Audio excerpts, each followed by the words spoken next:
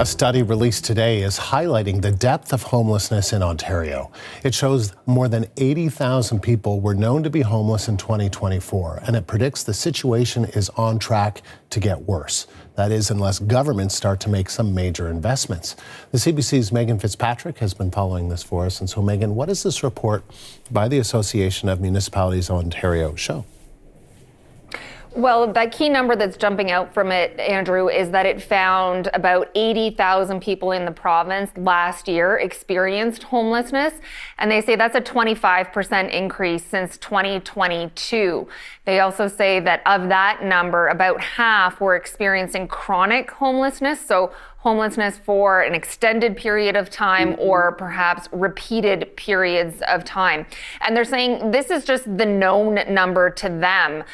It's the minimum number, they're saying, of people that were experiencing homelessness last year. It's sometimes a hard statistic to capture. So this is what they've been able to determine in their study.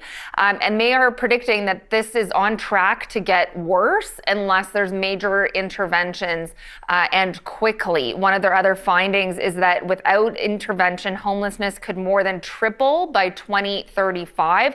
That would mean almost 300,000 people in Ontario experiencing homelessness. And there's also some findings in this report in terms of who is homeless and where. The report finding that children and young people accounted for 25% of that 80,000 number, and also that Indigenous people in the province represented about 45% of those experiencing chronic homelessness in communities in Northern Ontario. It also showed that the rate of homelessness was growing really quickly in northern communities and in rural communities, and that presents a number of challenges, the report says. In rural areas, for example, there wouldn't be as many emergency shelters, for example, or transitional housing, and then sometimes people have to leave and travel to bigger centers to find the kind of support that they need.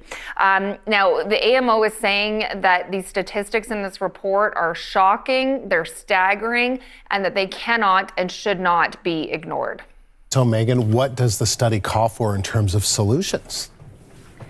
Yeah, the AMO is saying that they're doing the best they can, that municipalities are bearing the brunt of this, and they're spending a lot of money, they say, on shelters, for example, and other supports. And they're saying this is not a sustainable situation fiscally for municipalities to keep trying to cope this way.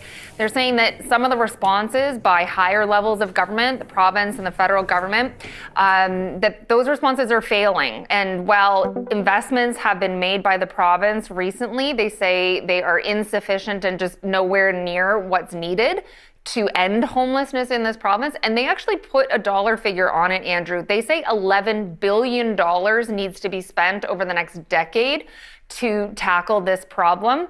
And they say that they're trying to convince the government that there's a good return on investment in terms of spending money to try and end homelessness. Take a listen. We also know from other research that without this investment, taxpayers will end up paying much more through our shelters, hospitals, police budgets, in addition to the human suffering. These are investments our communities need, and it is time for the provincial government to adopt this approach that prioritizes long-term housing solutions so that we can solve this crisis together.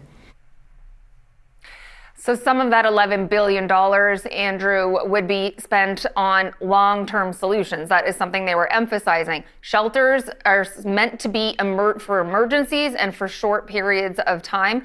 What they're saying is there needs to be investment in transitional housing, in supportive housing, in community housing.